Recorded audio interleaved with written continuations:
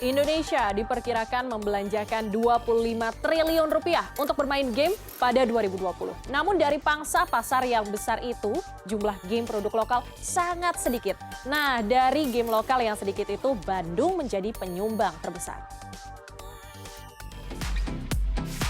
Bandung tak hanya menjadi kiblat industri kreatif di tanah air seperti fashion, musik, dan kuliner.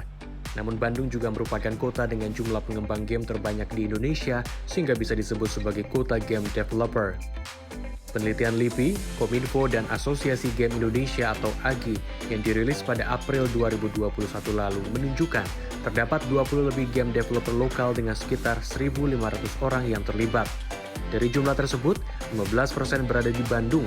Di posisi kedua ada di Kabupaten Sleman, di daerah istimewa Yogyakarta dengan 10%, diikuti Jakarta Barat sebanyak 5%, Batam, dan Jakarta Utara. Di Bandung terdapat Agate, game developer lokal terbesar. Agate didirikan pada 2009 oleh 18 orang yang berasal dari satu kampus.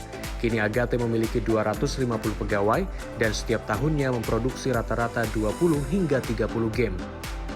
Di masa pandemi, keuntungan Agate tetap meningkat dibandingkan 2019, dan tahun ini mereka menargetkan keuntungannya naik 2 kali lipat. Pada 2018, salah satu cita-cita Agate dalam membuat game tercapai, yaitu dengan merilis game konsol Valkyrian Arc Heroes Ghost Story. Game ini bisa dimainkan di Nintendo Switch dan PlayStation 4, dan kini mereka sedang menggarap game kelanjutannya. Pada 2019, Agate meluncurkan mobile game berjudul Memories yang sudah diunduh lebih dari 1 juta kali. Lalu pada 2020, Agate merilis mobile game lagi, kali ini berjudul Code Atma dan sudah hampir mencapai 1 juta unduhan. Bagi Agate, ada beberapa keuntungan untuk membangun perusahaan game developer di Bandung. Di antaranya, dekat dengan banyak perguruan tinggi, biaya hidup yang relatif murah, dan jarak. Opportunity yang biasanya besarnya datang di Jakarta, kalau misalnya kita basisnya di Jogja, itu jaraknya lumayan jauh. Seminimal-minimalnya kalau misalnya within 1 hari mau bolak-balik gitu kan, harus dengan pesawat. Tapi kalau di Bandung kan bisa dengan travel gitu kan. Jadi kita pikir secara geografi udah cukup advantage lah di Bandung.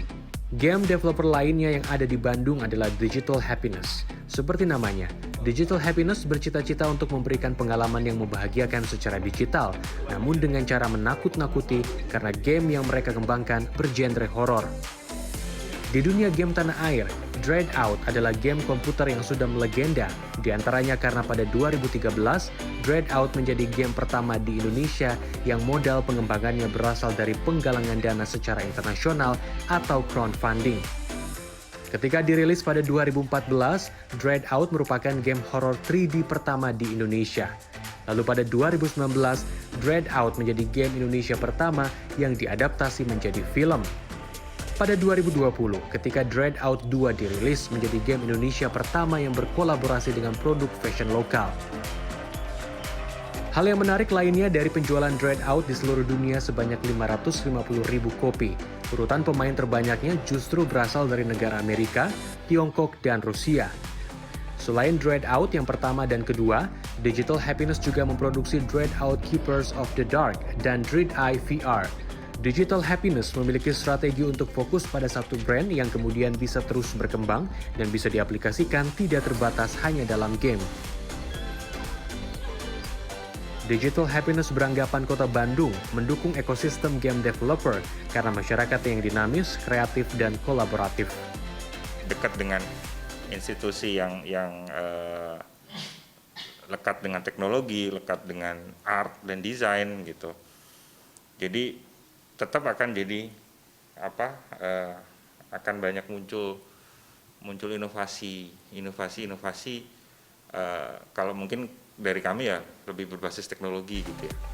Sejak tahun 2018 terjadi peningkatan pendapatan bagi game developer lokal dengan pertumbuhan rata-rata 50% setiap tahunnya, bahkan pada masa pandemi.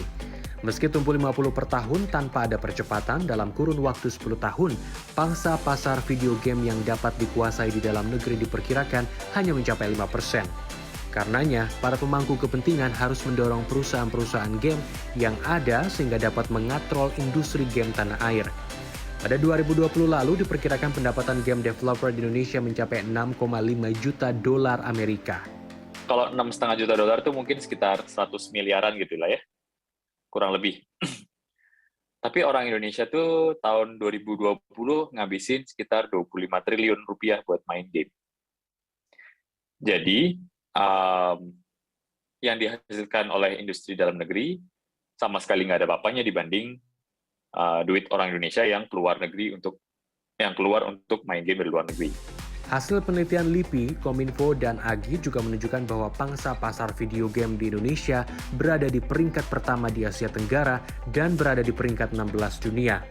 Namun pangsa pasar yang dikuasai oleh game-game buatan lokal hanya sebesar 0,4%, sehingga upaya para game developer lokal untuk dapat menguasai pangsa pasar dalam negeri masih membutuhkan banyak perjuangan.